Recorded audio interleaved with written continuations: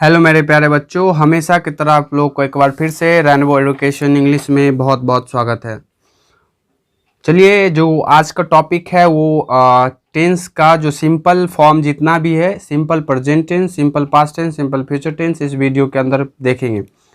अगर आप लोग अभी तक इस चैनल को सब्सक्राइब नहीं किए हैं तो सब्सक्राइब कर ले, बेल आइकन को दबा ले और भी इस तरह से नई वीडियो पाने के लिए। और जो भी आप पढ़ना चाहते हैं ज़रूर कमेंट करें, हम उस पर पहले वीडियो बनाने का कोशिश करेंगे। आप लोग कम से कम वीडियो देखते हैं, लाइक नहीं करते तो कम से कम एक लाइक तो ज़रूर कर दे, ठीक है। तो आज का टॉपिक है सिंपल प्रेजेंट टेंस, और सिंपल वाला सारा कुछ, पास्ट टेंस में भी सिंपल और सिंपल फ्यूचर टेंस भी, तो इस तरह से देखेंगे। और देखिए, ये सबसे पहले चलिए स्टार्ट करते हैं। सिंपल प्रेजेंट टेंस, सिंपल का मतलब होता है साधारण, प्रेजेंट का मतलब अभी जो वर्तमान में है, वर्तमान, और टेंस का मतलब होता है कार्य, काल। तो काल को ही कार्य बोलते हैं, एक तरह से एक्शन, जो काम करते हैं, ठीक है। तो ये प्रेजेंट टेंस का अगर डेफिनेशन का बात करेंगे, सिंपल प्रेजेंट टेंस का, simple present tense which is used to indicate an action simply incomplete in the past. अब हमको एक ही चीज़ समझना है, सिंपल प्रेजेंट टेंस इंडिकेट करता है एक्शन को, काम को, सिंपली इनकम्प्लीट, इनकम्प्लीट मतलब अधूरा, ठीक है, अधूरा, अधूरा, इन द प्रेजेंट टाइम। अब ये प्रेजेंट टाइम है और उसमें अधूरा सा कोई एक्शन होगा, काम होगा।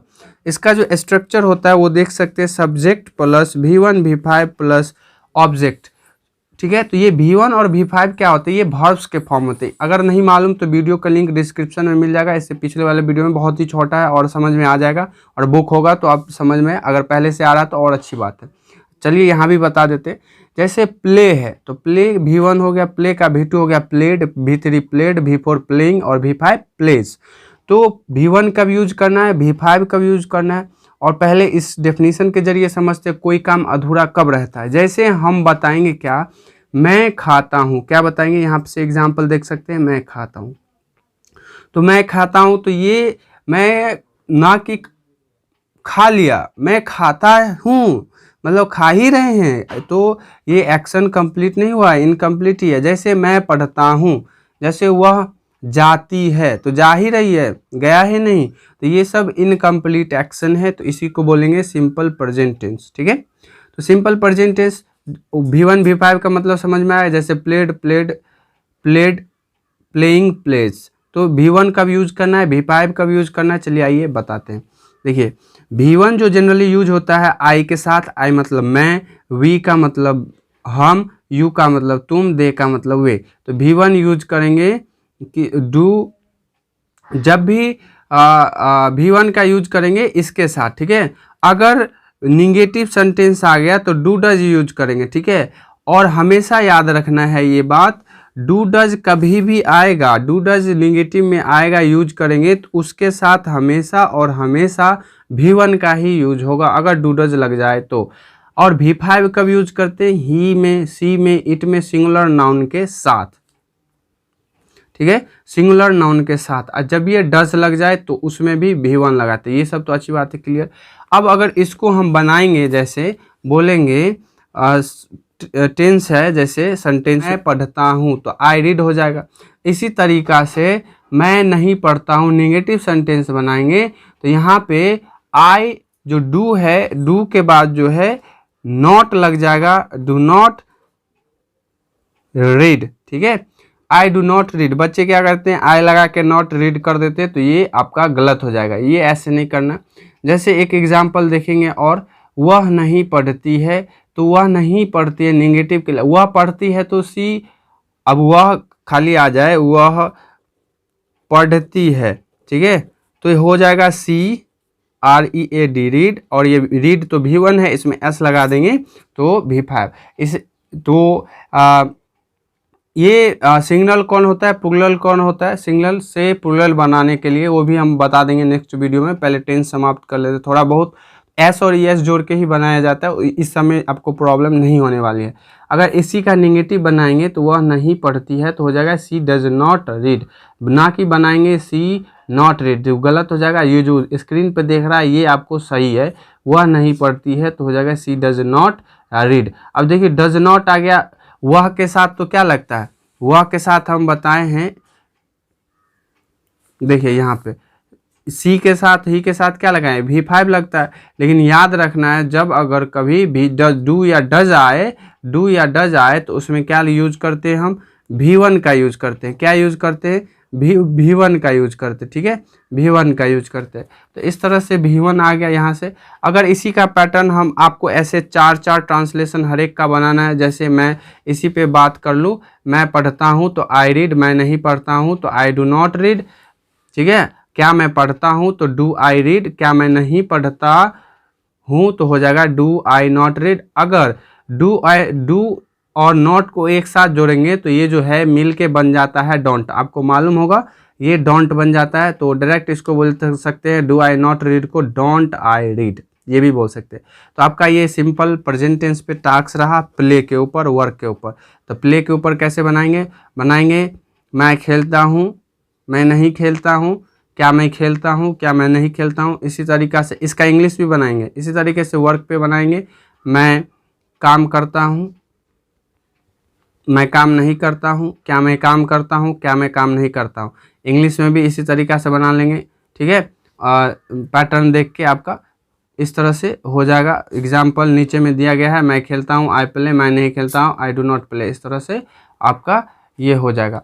चलिए नेक्स्ट जो है सिंपल पास्ट टेंस की ओर चलते हैं। सिंपल पास्ट टेंस क्या है,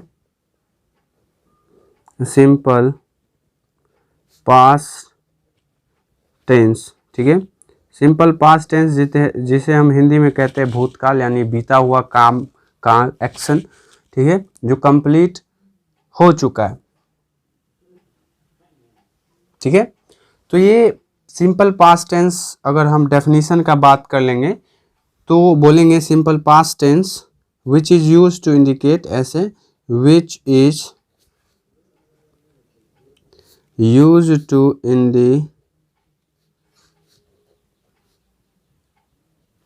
which is used to indicate an action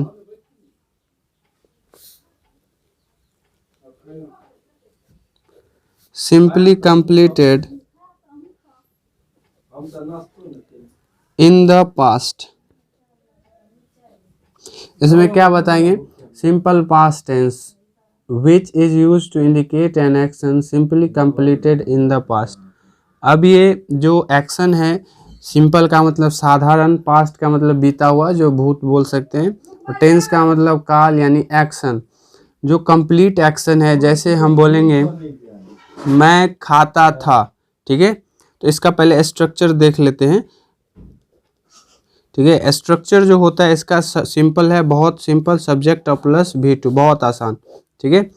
तो सब्जेक्ट प्लस V2, और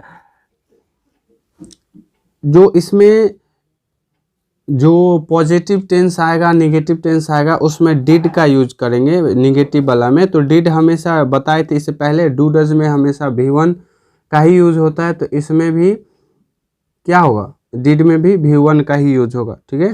तो V1 हम यूज करेंगे। तो इस तरह से simple past tense which is use to indicate an action simply completed in the past, जो काम हो चुका होगा। जैसे हम बोलेंगे मैं खाता था, मैं खाता था, ठीक है, मैं खाता था। इसी को सिंपल फॉर्म में लिखते हैं हम लोग, मैं खाया, ठीक है। तो आपको कंफ्यूज नहीं होना है इसमें, ये सिंपल प्रेजेंट है या पास्ट है। तो ये पास्ट है, मैं खाया, मतलब क्या, एक्शन जो है कंप्लीटेड है, काम हो चुका है। तो इस तरह से इसको क्या बनाएंगे, आई, और खाना का क्या होता है, ईट। तो ईट का यही बता रहा है V2 लगाएंगे एट, ठीक है। तो जानते हैं वर्ब फॉर्म पहले भी बता चुके हैं, नहीं तो वीडियो का लिंक डिस्क्रिप्शन में मिल जाएगा, वहाँ से भी देख सकते हैं, बहुत ही छोटे टाइम का है। V1 ईट, V2 eight, V3 eaten, V4 eating और V5 इट्स, ठीक है। तो इस तरह से ये हो चुका आपका ये सिंपल पास्ट टेंस। अगर इसी का हम देखेंगे क्या निगेटिव टेंस, तो क्या बनेगा, मैं नहीं खाता था, मैं नहीं, इसी में हम लगा देंगे खाया, तो क्या बन जाएगा, आई डिड लग जाएगा, और ये नॉट। आप लोग डायरेक्ट क्या करते हैं, बहुत सारे बच्चे जिसको टेंस के बारे में मालूम नहीं है, मैं नहीं खाया तो या मैं नहीं खाता हो, तो इसमें डायरेक्ट बनाते हैं आई नॉट इट। तो ऐसे बहुत ही टेंस का आपके पास नॉलेज ही नहीं है, जो बार बार एग्जाम में कॉपी चेक होता है तो ऐसे ही मिलता है, तो कम से कम पढ़िए।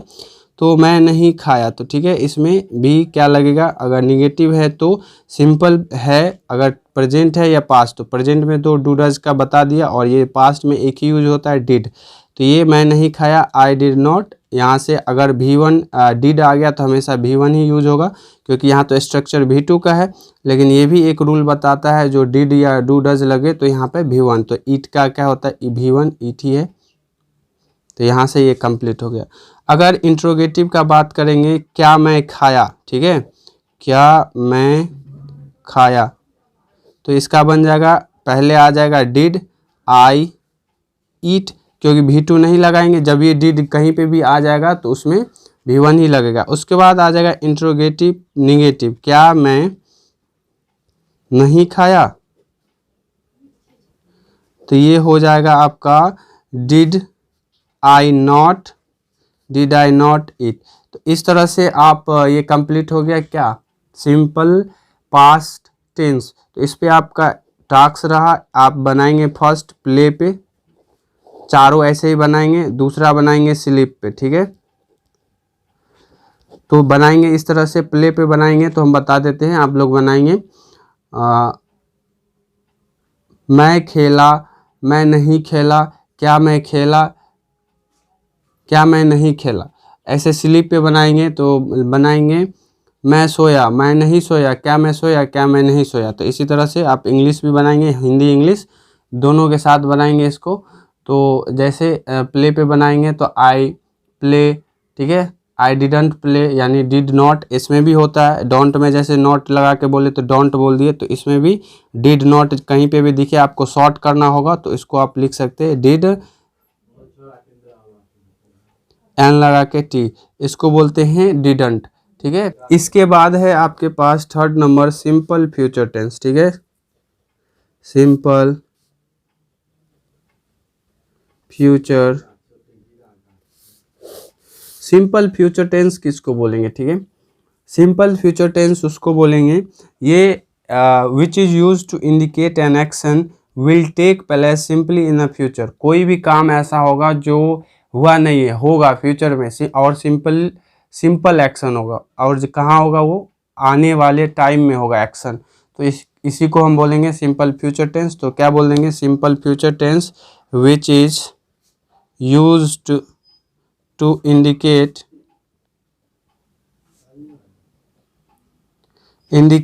N action. आपको डेफिनेशन से कोई घबराना नहीं है, सबका पैटर्न एक ही है, which is use to indicate. आप अपना भी पैटर्न यूज कर सकते हैं, और मेन पॉइंट को पकड़ना है, और वो पॉइंट याद आ जाए तो कभी नहीं भूल पाएंगे आप, तो यही यूज करते आ रहे हैं, which is use to indicate an action, क्या will take place in future, will take place इन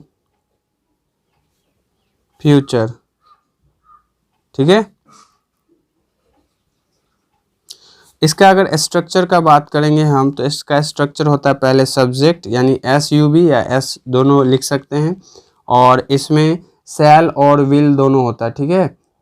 लेकिन हम लोग जो यूज करेंगे ऑब्जेक्ट, तो आप यहाँ से ध्यान रखेंगे आज के बाद, सब्जेक्ट प्लस शैल को आप भूल जाइए, कहीं भी हमेशा विल का इस्तेमाल करेंगे, विल का यूज करेंगे, क्योंकि हम बता रहे हैं इसको क्यों यूज करेंगे।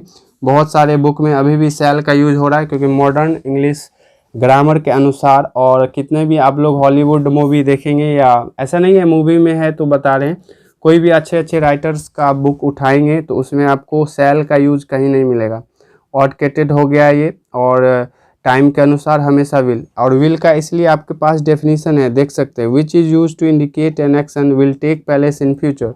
मतलब क्या, जो काम कोई एक्शन फ्यूचर में होगा, ये फिक्स है, होगा ही, तभी तो जैसे हम बोलेंगे क्या, मैं पढ़ूंगा, ठीक है, तो मतलब हम बोल रहे हैं पढ़ेंगे तो पढ़ेंगे ही, अब नहीं करेंगे वो अलग बात, लेकिन यहाँ पे बोल रहे हैं मैं पढ़ेंगे, हम पढ़ेंगे, तो इसका मतलब नेसेसरी है हम पढ़ेंगे, या बनाएंगे जो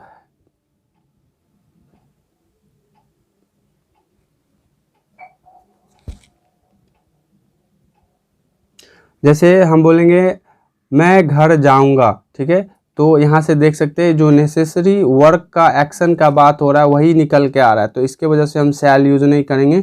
और ये विल 100% देता है, तो इसके वजह से हम विल का ही यूज करेंगे। तो सिंपल सा आपका स्ट्रक्चर हो गया, सब्जेक्ट प्लस विल और प्लस ऑब्जेक्ट। अगर इसका कोई सेंटेंस का हम बात कर लेंगे तो इसमें जैसे क्या बताया, एक ही पैटर्न से थोड़ा दूसरा एग्जाम्पल ले लेते हैं। इसमें हम इसमें ले लेते हैं जैसे मैं घर जाऊंगा, ठीक है, तो यहाँ से निकल के आएगा आई, शैल का यूज नहीं करेंगे आप लोग, विल गो, कहाँ जाएंगे, घर, टू होम, ठीक है। तो ये सही है, आप लोग विल शैल का यूज मत करना, वैसे करोगे तो गलत नहीं होगा लेकिन विल का यूज करना, ठीक है। और नेक्स्ट है, अगर निगेटिव का बात करेंगे हम, मैं घर नहीं जाऊंगा, तो ये हो जाएगा I will not go to home. देखिए यहाँ पे जो विल और नॉट को आप एक साथ जोड़ेंगे, नॉट को तो आप वॉन्ट लिख सकते हैं, इसको WON और इसमें T लगा के, विल नॉट को ही वॉन्ट पढ़ते हैं। तो यहाँ पे हम बोल सकते हैं I won't go to home, क्या हो जाएगा, I will not go to home, ठीक है।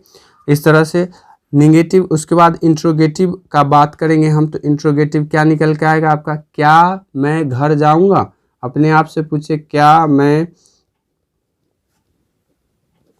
घर जाऊंगा, ठीक है। तो यहाँ से हो जाएगा will I go to home, ठीक है, will I go to home. इसी में अगर इंट्रोगेटिव निगेटिव का बात कर देंगे, क्या मैं घर नहीं जाऊंगा, तो इसमें क्या हो जाएगा, विल आई के बाद आप नोट लगा लें सब्जेक्ट के बाद, या तो विल के साथ आप समझ सकते हैं, इसमें कोई फ़र्क नहीं पड़ता, सब्जेक्ट के पहले भी अगर विल है तो इसमें विल और नॉट एक साथ रखेंगे तो वांट लगा सकते हैं आप, कोई दिक्कत नहीं होगा। पहले पे सिंपल पैटर्न लिख लीजिए, क्या मैं घर नहीं जाऊंगा, will I not go to home. तो इसको एक बार और लिख सकते हैं डायरेक्ट, वांट, कोई गलती नहीं होगा, won't I go to home, देख सकते हैं यहाँ से दिखाई देगा ये won't I go to home. तो ये इस तरह से हो गया आपका सिंपल फ्यूचर टेंस भी समाप्त हो गया आपका। फिर से टास्क है सिंपल फ्यूचर टेंस में, आप बनाएंगे प्ले पे, यानी मैं खेलूंगा, मैं नहीं खेलूंगा, क्या मैं खेलूंगा, क्या मैं नहीं खेलूंगा, हिंदी इंग्लिश के साथ। दूसरा है वो है, इसमें भी आप बनाएंगे स्लीप पे ही बनाएंगे, मैं सोऊंगा, मैं नहीं सोऊंगा, क्या मैं सोऊंगा, क्या मैं नहीं सोऊंगा, ठीक है। ऐसे बहुत सारे एग्जाम्पल है, जितने प्रैक्टिस करेंगे उतने आपके लिए अच्छे होंगे, ठीक है। तो ये आपका सिंपल का पार्ट पूरा का पूरा ख़त्म हुआ। चलिए मिलते हैं नेक्स्ट वीडियो में, वो रहेगा प्रेजेंट कंटिन्यूअस से लेके फ्यूचर कंटिन्यूअस तक, यानी बीच में एक छूट रहा है उसको क्यों छोड़े, पास्ट कंटिन्यूअस, यानी present continuous tense, future continuous tense and future continuous tense के बारे में पढ़ेंगे। अभी तक चैनल को सब्सक्राइब नहीं किए हैं तो चैनल को सब्सक्राइब कर ले और ज़्यादा से ज़्यादा शेयर करें, कम से कम लाइक तो कर ही दे, आप लोग वीडियो देख के लाइक नहीं करते हैं।